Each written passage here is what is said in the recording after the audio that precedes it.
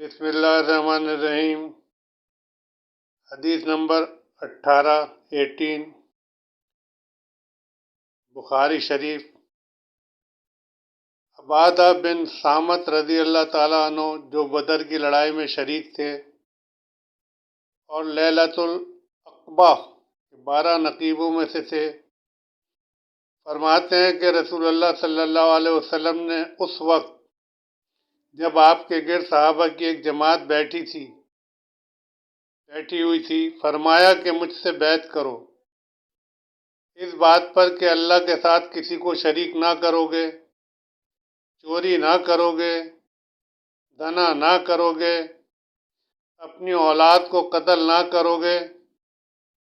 اور نہ عمدن کسی پر کوئی ناحق بہتان باندھو گے، اور کسی بھی اچھی بات میں خدا کی نافرمانی نہ کرو گے۔ جو کوئی تم میں اس عہد کو پورا کرے گا تو اس کا ثواب اللہ کے ذمے ہے، اور جو کوئی ان بری باتوں میں سے کسی کا ارتکاب کرے اسے دنیا میں اسلامی قانون کے تحت سزا دی گئی تو یہ سزا اس کے گناہوں کے لیے بدلہ ہو جائے گی۔ جو کوئی ان میں سے کسی بات میں مبتلا ہو گیا اور اللہ نے اس کے گناہ کو چھپا لیا تو پھر اس کا معاملہ اللہ کے حوالے ہے، اگر چاہے معاف کرے اور اگر چاہے سزا دے دے۔ عبادہ کہتے ہیں کہ پھر ہم سب نے سب باتوں پر آپ صلی اللہ علیہ وسلم سے بیعت کر لی۔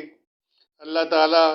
ان باتوں کو سمجھنے اور اس پر عمل کرنے کی توفیق عطا فرمائے، آمین۔